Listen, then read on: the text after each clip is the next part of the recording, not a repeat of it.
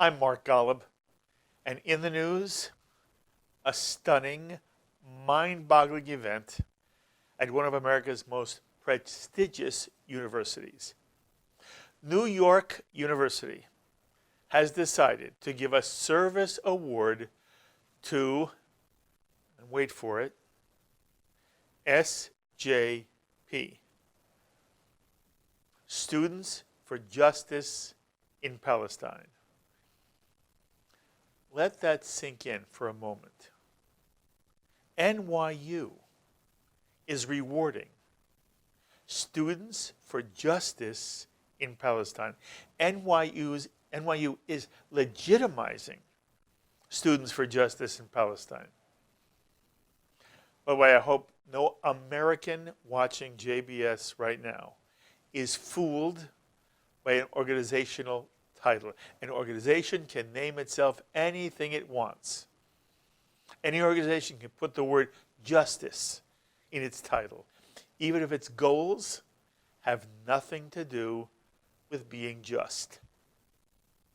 SJP is one of, if not the most, immoral, unjust movements on college campus today. Its goal is stated repeatedly. It's chanted over and over. Do you know the SJP chant? I know many of you do, but everyone should know. The SJP chant is, "From the river to the sea, Palestine will be free." From the Jordan River to the Mediterranean Sea, Arab Palestine will be free of Jewish sovereignty, if not free of Jews altogether. SJP is dedicated to the eradication of a nation state of the United Nations. You know, people may have disagreements, profound disagreements, with a specific government. Palestinians can have profound disagreements with the state of Israel. Palestinians can argue that the partition plan affirmed by the United Nations in 1947, which created two states, an Arab state alongside a Jewish state, that the partition plan of the UN needs to be implemented, even if the Arab world rejected the partition plan in 1947 and 1948, in 1967 and 1993, in 2000, 2008, 2016. Who cares? Anyone can argue for a two-state solution. And Jews make that argument all the time. Israelis make that argument all the time.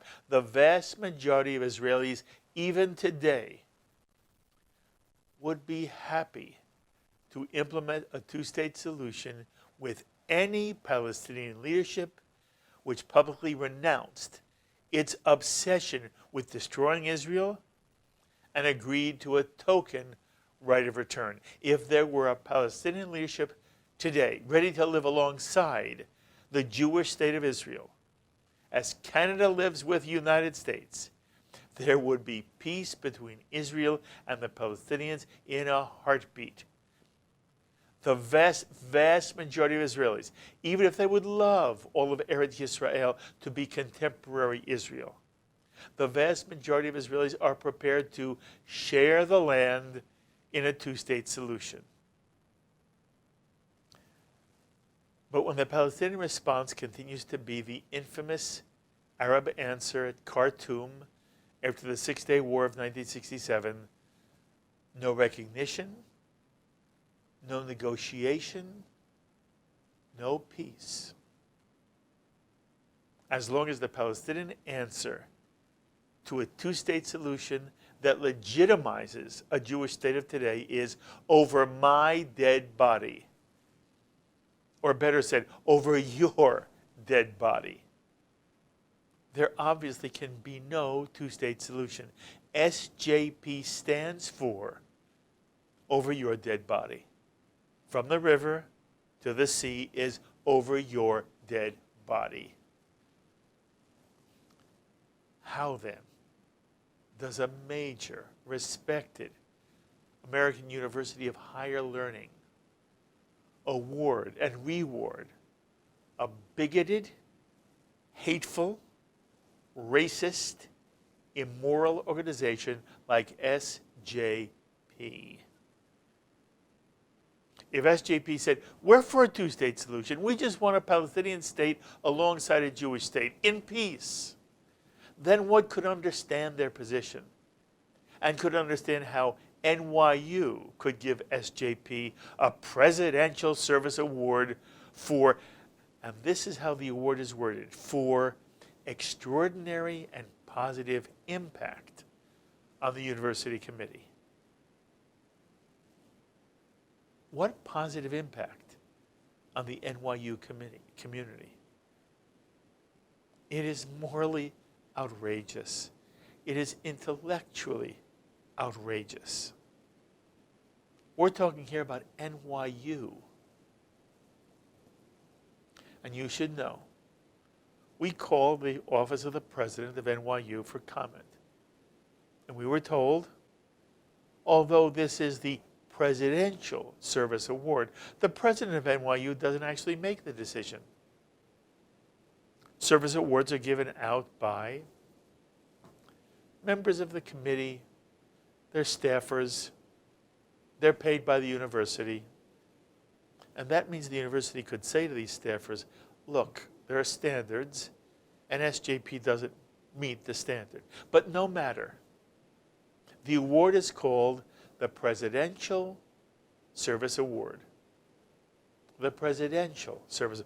If students chose a Nazi organization or the Ku Klux Klan, would the president and trustees of NYU accept that position and hand over a Presidential Service Award to such a group?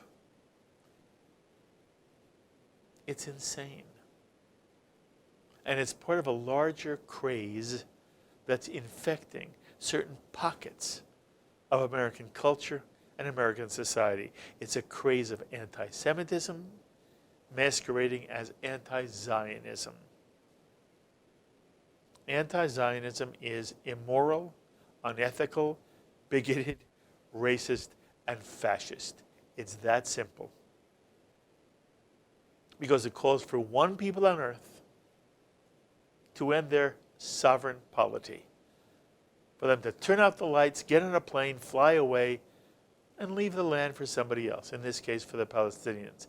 This has nothing to do with a two-state solution. It has nothing to do with compromise, with redrawing borders or border security. It's dependent upon one and only one solution, the end of the state of Israel. And that should be an unacceptable alternative for any educational institution of higher learning in America. And hopefully in the entire free world, if not the entire world, period. Well, we reached out to NYU and to the committee that grants the Presidential Service Awards. No one wanted to come on JBS and explain the justice of their position. And right now I want to invite anyone who wants to have a civil discussion of this matter on JBS, a civil discussion of this question, of how there is justice in a position that says one people must give up their entire land. They are more than welcome here on JBS. Susan Tuchman has been a long-time advocate for the rights of Jewish students on campus and one who's been in the forefront of taking on SJP in the university setting. Susan is the director of the Zionist Organization of America's Center for Law and Justice. And Susan joins us now on our JBS phones. Susan, thank you so much for joining us once again. Thank you for having me, Mark. Susan, you heard my introductory remarks. Do you feel I misstated the situation in any way? If so, I want you to correct me. Mark, not only do I feel that you've not misstated a single thing about what SJP stands for, I'd like to add that in addition to denying the right of the Jewish people to live in their homeland. The SJP's MO also includes silencing Jewish and pro-Israel voices on campus. They simply do not only do they want to promote their own hateful views about Israel, but they want to silence views that differ from their own.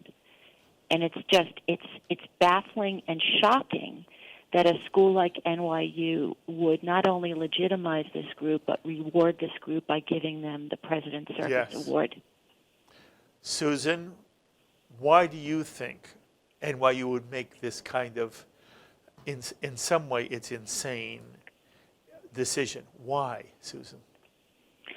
I frankly find it inexplicable, Mark. I don't understand how, of all the groups to give this award to, they would pick on a group. And as you said, this is an award that recognizes student groups that have had an extraordinary and positive impact on the university community. Why in the world would you pick a group that has had exactly the opposite effect? As you pointed out, the group was chosen by members of the staff of the Department of Student Affairs, and I believe a student representative was involved as well in the choice. But the award is named the President's Service Award. That's right. Which to me means that if the president of NYU, if Andrew Hamilton, believed that this award should not go to Students for Justice in Palestine, it would not have happened. Exactly. By the way, I tried to find a statement from Andrew Hamilton, the president of NYU. I didn't find one. Do you know of one?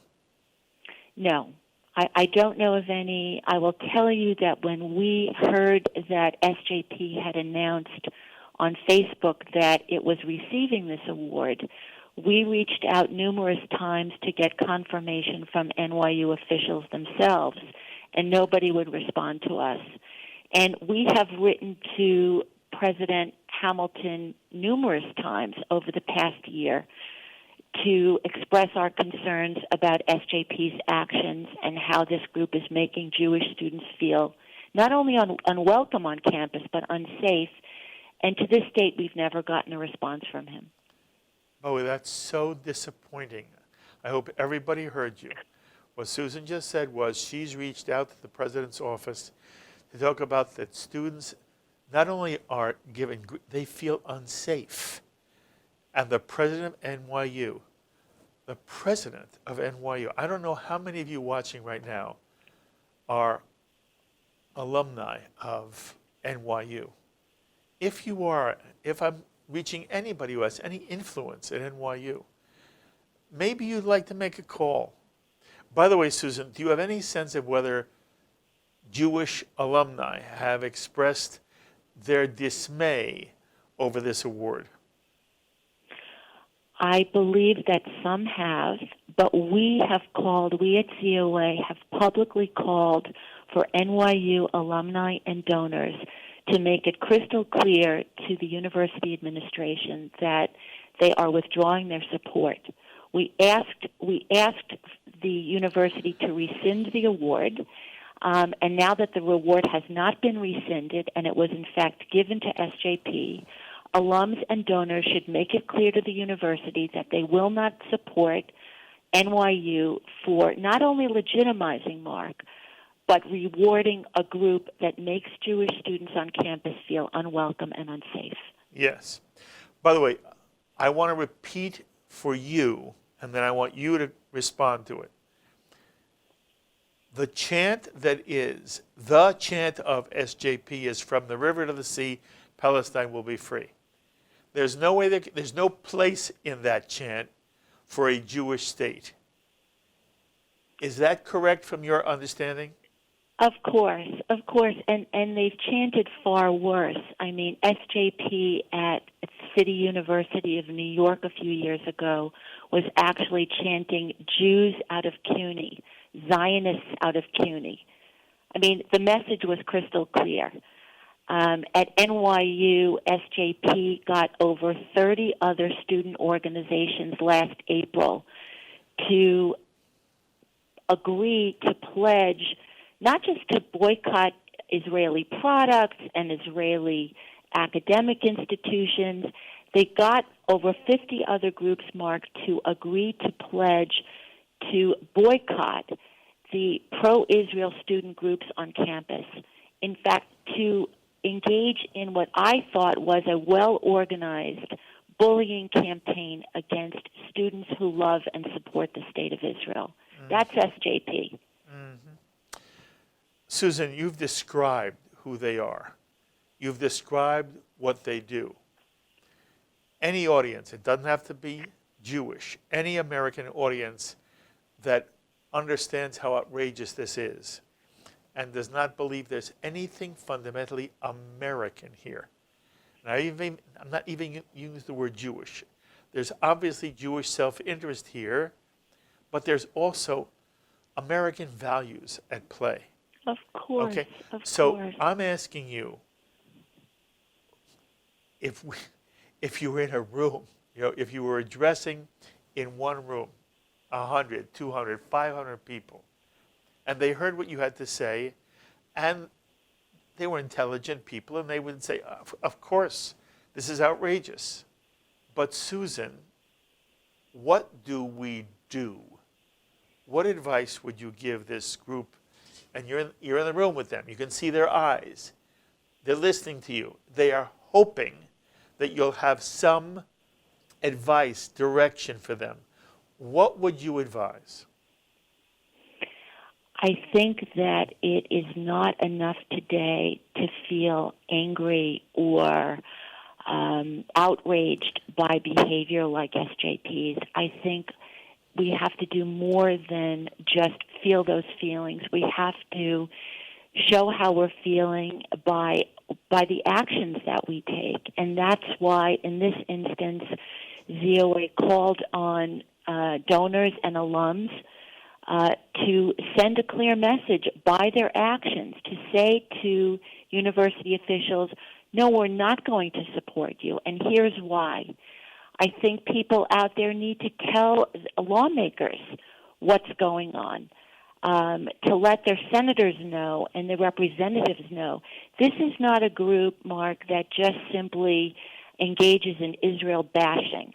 This is a group that tries to shut down pro-Israel voices on campus, to interfere with Jewish and pro-Israel students' First Amendment rights to speak, to assemble. Last April, there was a celebration of Israel's 70th birthday that NYU's pro-Israel group organized in Washington Square Park. SJP tried to shut it down.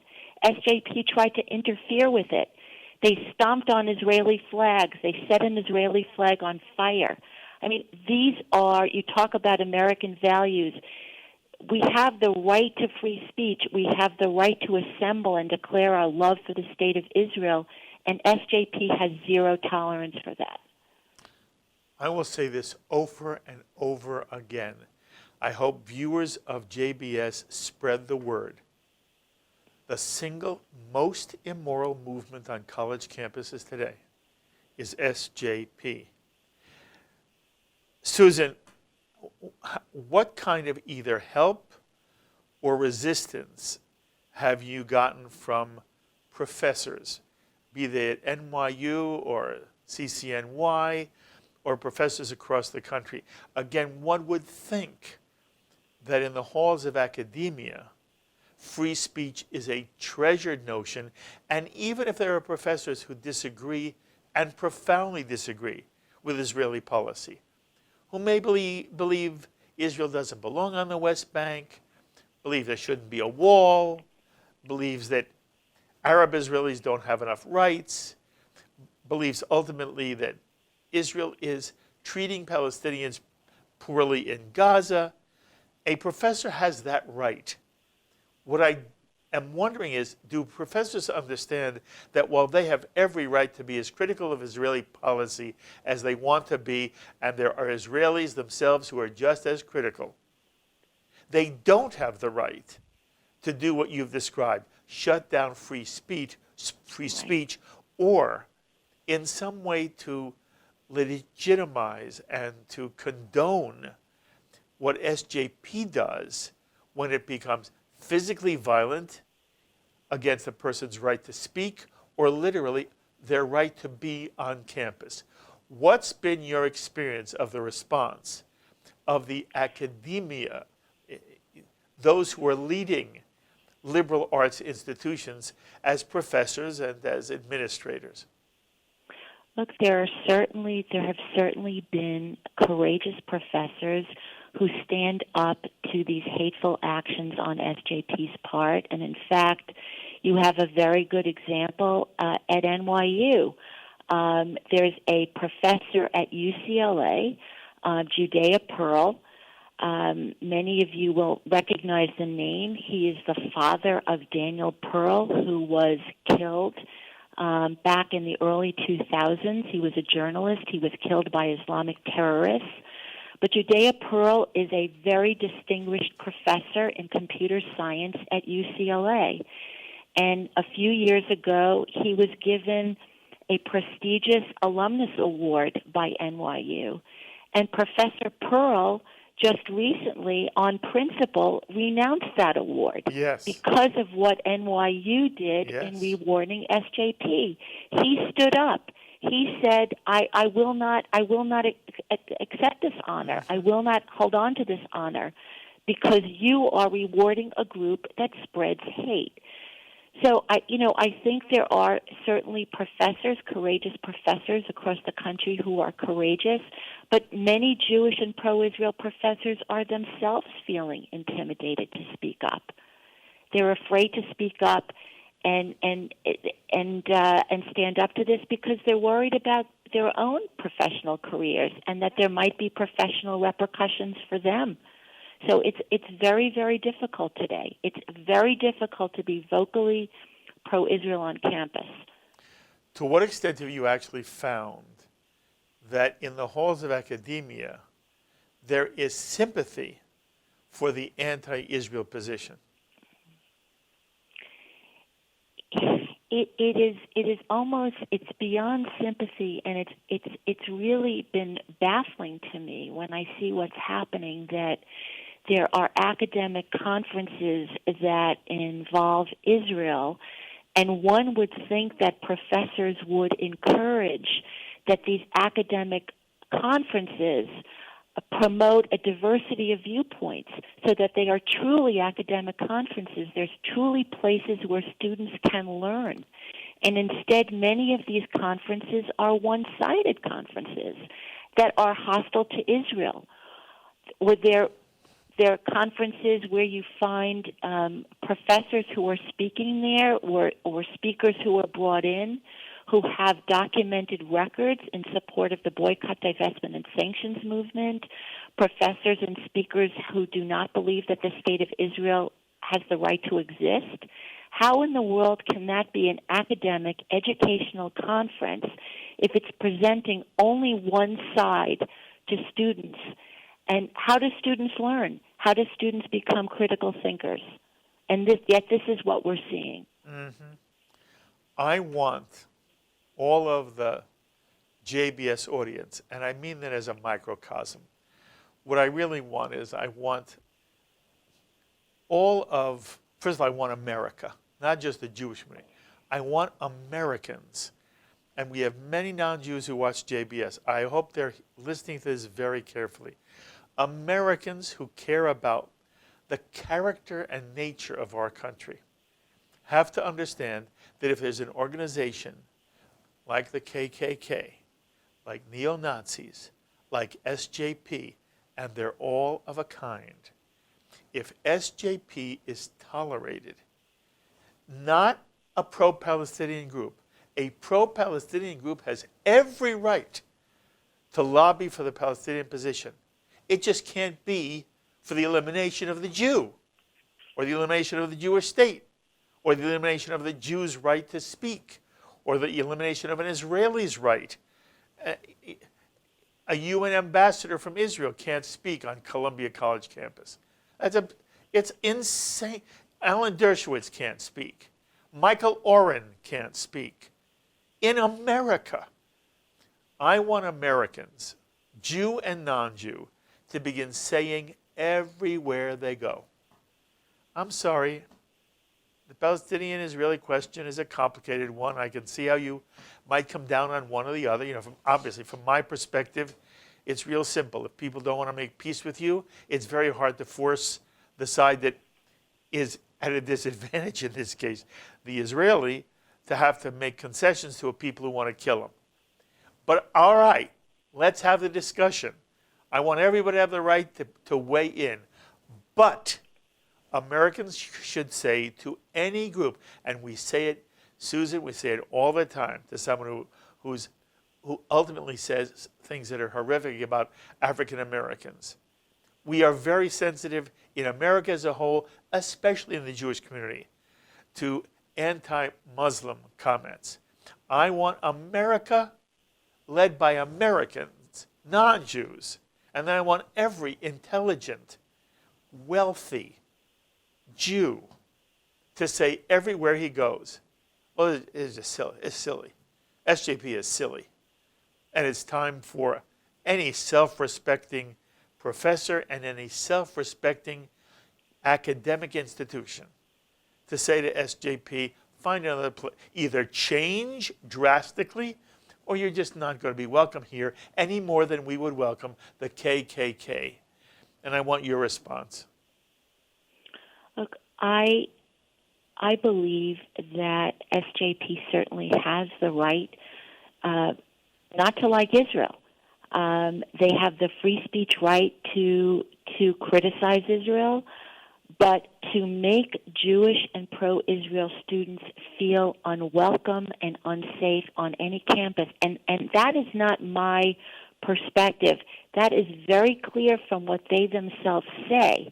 When SJP disrupted that event in Washington Square Park last April, Mark, the president of SJP was quoted as saying, "Our point is to make being Zionist uncomfortable on the NYU campus." How in the world can that be tolerated? We would never tolerate it if black students or Muslim students or gay students were made to feel like pariahs where they go to school. And we shouldn't tolerate it. We have to take that same firm stand when Jewish and pro-Israel students are targeted. Susan, I love talking to you. I am so proud of you, and you do such fabulous work for not only the state of Israel, American Jewry, and Susan, in essence, for the character of our country here, of America. I thank you always for making sure you have time for me. I wish you kol tuv v'hatzlacha, and I hope very soon, once again, I'll have occasion to meet with you in studio. But thank you for giving us time today. Thank you, Mark. It would be my pleasure to see you again. Thank you for having me today. Thank Bye-bye. you. Susan Tuchman, Director of the Zionist Organization of America's Center for Law and Justice. She does a marvelous job.